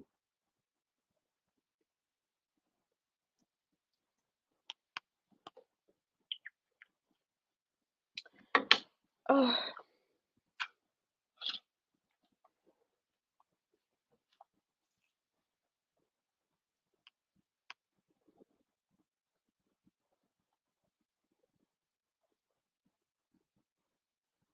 I feel like every time I rewatch Gossip Girl, like I have this new outlook on the show and I have different opinions about different characters. Dan Humphrey will always be a narcissist in my eyes. Always. I can't with Dan Humphrey. I cannot. I cannot. Um, okay, now what I'm gonna do is I'm going to go on to TikTok and see what are the popping TikToks whenever I type in Gossip Girl.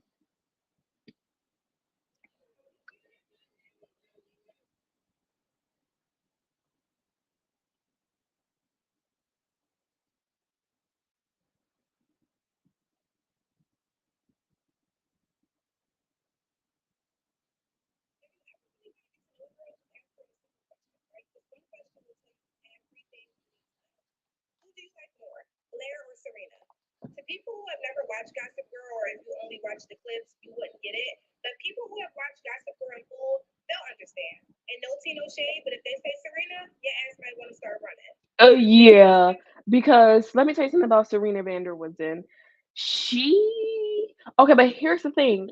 I think 4 episodes deep. I literally just restarted. Um, and keep in mind, I've seen this show billions of times. It's my comfort show. Okay, I know it in and out, and I know these characters like the back of my hand. But like I said, every time I rewatch the show, it gives something different. Each time I've watched the show, did not like Serena. This time I watched the show, still don't like Serena, but I'm also seeing kind of a different side of Serena as well. Because here's the thing, in the most recent episodes, like episodes 3 and 4, 2 and 3 or whatever, like some of the stuff that happened wasn't necessarily Serena's fault. Like with the whole fashion thing with her mom, when her mom tricked Serena into coming to the fashion shoot and all those things. Now, Serena had done Blair dirt from the very beginning. We're never gonna forget about that. I don't even know why they still became friends anyway after that. Blair was tripping if you ask me, because I'd be like, "Girl, we'll never be friends ever again. Are you crazy?" But, like, I don't know. I don't know. I'm definitely a Blair girl. Justice for Blair.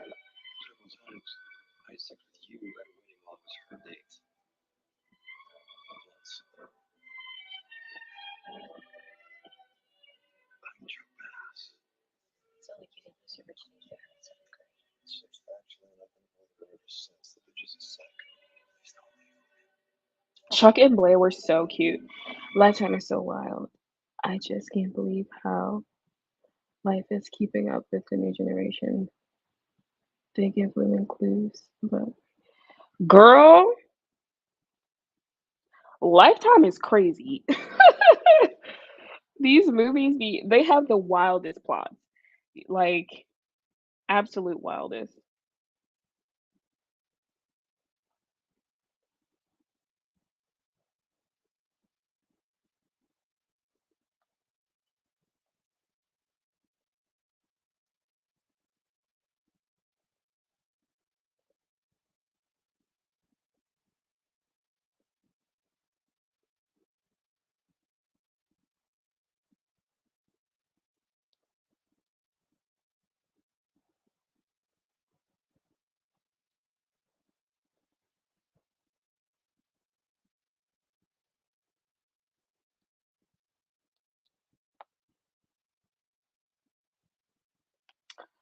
Um Goodness. Okay.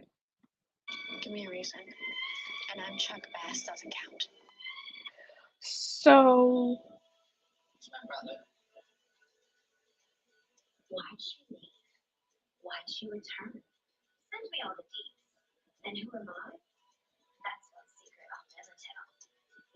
girl, this TikTok says it's like they literally showed us from the beginning who Gossip Girl was and none of us caught on. The very first time I saw Gossip Girl, I knew Gossip Girl. I knew who Gossip Girl was from the very first episode. I haven't seen Gossip Girl, but I remember clips. It's like modern aristocrat teen. There's luxury, but still street smart. Yes, street smart is an interesting term. They're street smart for billionaire children. Like they're street smart, but it's their kind of street smart. Like you know what I mean? So this one has 730,000 likes, and the top like was 54,000 likes. So what the reason why I'm doing this is because I'm just trying to get the feel. Like this one has 240,000 likes. So what I'm saying is that I can get a nice viral Gossip Girl TikTok once I make my merch, once I list it, that would be able to generate sales.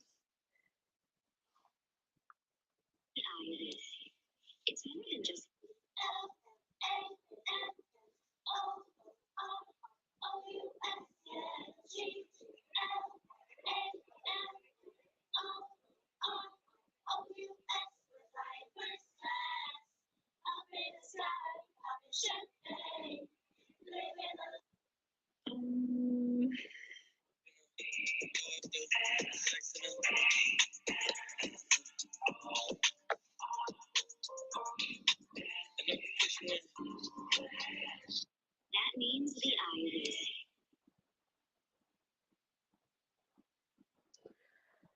Girl, I know they coming for you in these comments.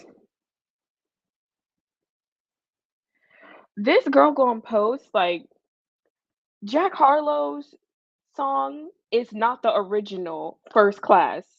And she's like, this came out in 2007. Girl, have you never heard of Fergie? Excuse me? Y'all, I remember back in the day, I didn't have cable at some point. So back in the day, there were a few years where I didn't have cable, probably like 2. And I remember the CW used to come on or whatever, or whichever network Gossip Girl was playing on, that played when there was no cable. And I am infamous for going to bed really, really early, like really early, 7 o'clock, 8 o'clock, whatever. So there would be times where as soon as it gets dark, I'm ready to go to bed, and I didn't have cable at the time, but I like to have the TV on when I go to bed. Like, duh, I don't even have a TV at my house right now. I don't it's not really not a thing. And definitely if a TV is on when I'm sleeping, I'm not gonna be able to sleep. It needs to be turned off. But back in the day, I was the complete opposite, where I kind of needed to have the TV on. So I would play the CW because at least they had decent shows. And I remember they used to play Gossip Girl, and anytime Gossip Girl would play, I would know that it would be time for bed. Because 'Cause I'd be like, "Okay, that means that it's giving late vibes." And it was probably like 8:30. It was probably like 8:30 or whatever. But I remember being like 10 years old and, falling asleep to Gossip Girl, and I will always hear Kristen Bell being like, "Hey, Upper East Siders." And I remember one time sitting there and really trying to watch the show, but I just couldn't get into it because I had never watched it from the very beginning, and that was before streaming was a thing. So I was just like, "Okay, this is just gonna be my falling to sleep show," and it was for a while. And then the very first time that I ever watched Gossip Girl was, um, mm, probably 2016. It was summer of 2016, and I had needed a show to watch before I went to college. I was gonna be a freshman in college. So summer of 2016 was the very first time I decided to watch, New Girl. It was the very first time I decided to watch New Girl, Grey's Anatomy, and I had started watching Secret Life of the American Teenager from the beginning. And so those were my 3 shows, and I had gotten so into Gossip Girl, like, so into Gossip Girl that it was the only thing that I was watching. The first 10 minutes of the show had me hooked. I forgot I remember at the time, one of my friends in high school, her name was Cami, she was watching it and she talked about it all the time, she loved it. She's like, "I love Gossip Girl, you need to watch Gossip Girl." And then I was like, "Okay, you know what? I'm gonna watch it." And I remember mm, no, no, it wasn't 2016, it was summer of 2017. It was summer of 2017 when I started watching Gossip Girl because I remember texting my 2 friends from college, we were in a group chat, and I remember texting them, and I was like, "Oh my goodness, guys, Chuck Bass," like and this was probably, like, the first 2 episodes, and I was so into it, and I was like, "Oh my goodness, I hate Chuck Bass." And they're like, "Oh, girl, please, like, you're gonna love him." Because girl, in the beginning, Chuck was not giving honey, but eventually, he got his stuff together. Love Chuck Bass. Hmm. Okay, though, I am gonna cut this a little short because it's giving 2 hours, and I feel like I'm talking more than I'm working. That's okay. This was a good introductory live, okay? Eating my kiwi, it's a good time. Yoga is at 11:30. I also need to get ready for that because 'cause I'm not skipping. I'm being consistent. I'm gonna work a little bit, design a little bit. Please continue to click the link in my Etsy. Follow me on all the socials. And then I'll be back soon. Subscribe to the channel too because hello, it's me. Um,